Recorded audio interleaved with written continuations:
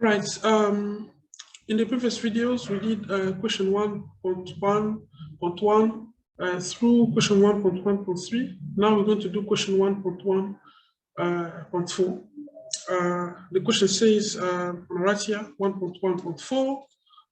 It is given by 5 to the 2x minus 1 over 5 to the x plus 1 equal 4. All right, we can solve the problem differently. I'm going to start by one method that comes in my mind right now. We can write it like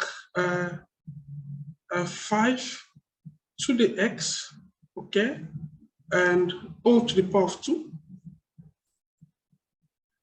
okay, because this makes 5 to the 2x minus 1. 1 is also like 1 to the power of 2, okay? 1 is like raised to any power, so I select the power of 2. And then here we have like 5 to the power of x plus 1. I'll tell you why.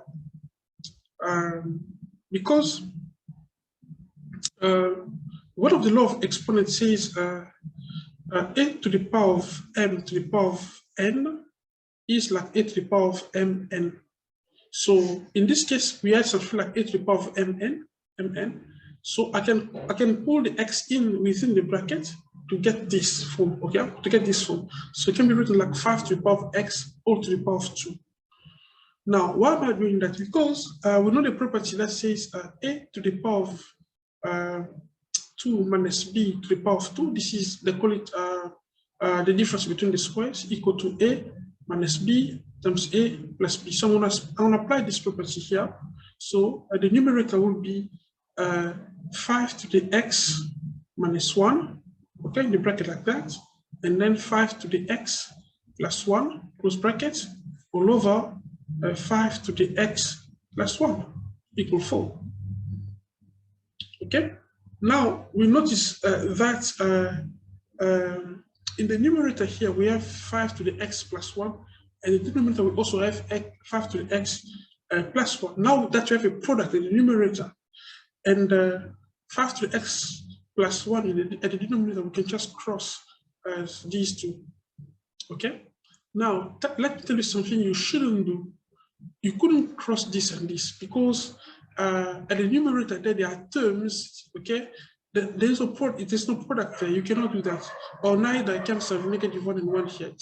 Never do something like that. I imagine someone doing this in a math laboratory. Yo, that will cause a boom, and then people will die in the lab. Don't do that, please. Now, we can simplify, okay, these like that, and then we have left with 5 to the x minus 1 equal to 4. Now, if you move the -1 over, that will make 5 to the x equal to 4 plus 1, and then this make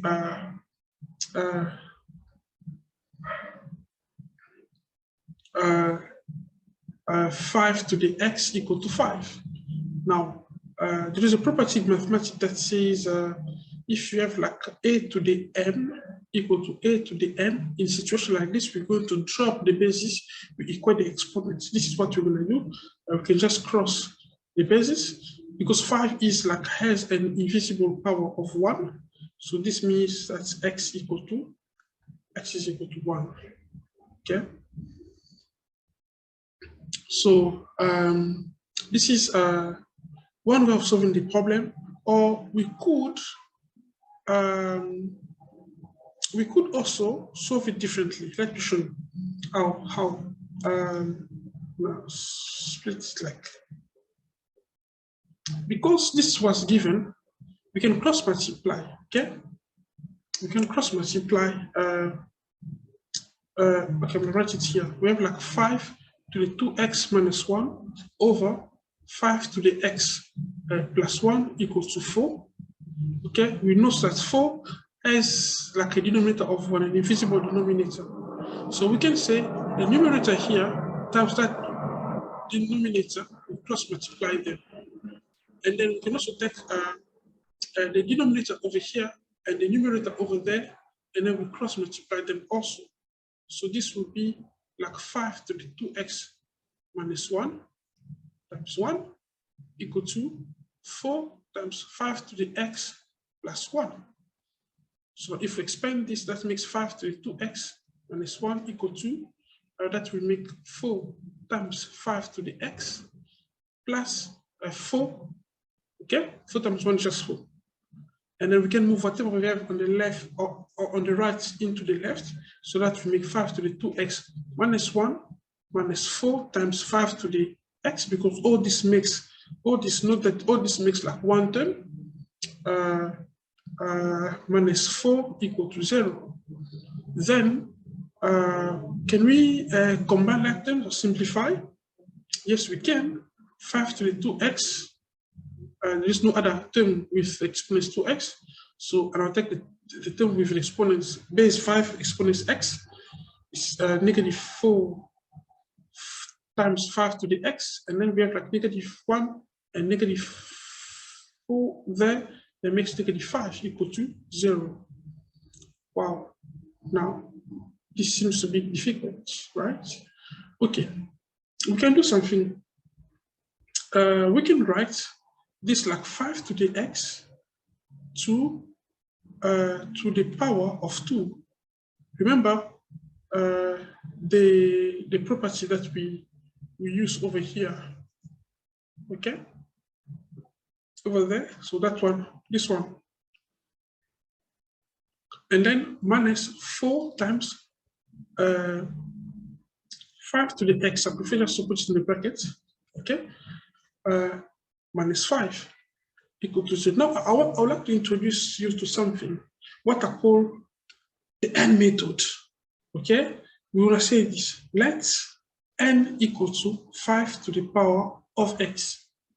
Now we're going to substitute n by n 5 to the power of x. So this will be then so maybe like n squared minus 4n minus 5, because 5 to the x is now n. Okay, move like this. Just split it like that. That's what we have. They're equal to 0 here. Okay, equal to 0. So we have like n squared minus 4n minus 5 equal to 0. We can factorize this. If I write n here, I write n there, close the bracket equal to 0. I do that because the coefficient, the leading coefficient here is just 1. So I can just place n in the bracket. I don't need to factorize by grouping here. So next, I will consider the constant term, which is negative 5. Now I'm right here, somewhere, because even here, negative 5, and I list the factors of negative 5.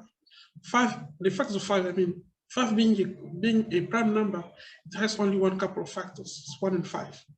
So if I need to get, now I'll ask myself, the next question is, how can I make 1 and 5 to make equal to of the middle term, negative 4? How can I? Which combination can give me negative 4? I can see if it's positive 1 and negative 5, yes, we can get negative 4. Okay, so now therefore over here I can just place in positive 1 and negative 5. Then we have like two solutions here.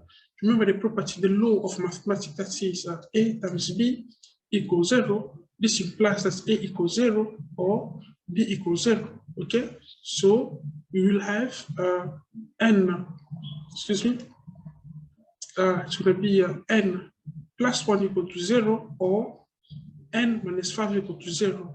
Now n will be equal to negative 1 or n equal to 5. Now, remember, we were not supposed to solve for n, we're solving for x.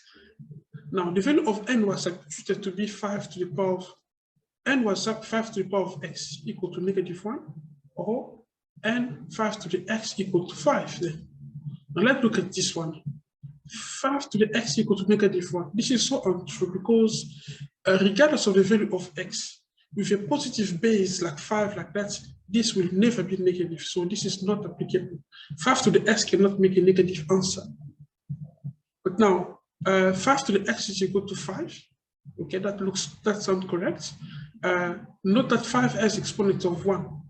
Okay, now the fact that the bases are common At the same, we can just chop the bases like that, and then say x equal to 1. This is the very one we get when we solve the equation over here. You see, x is 1, x is 1.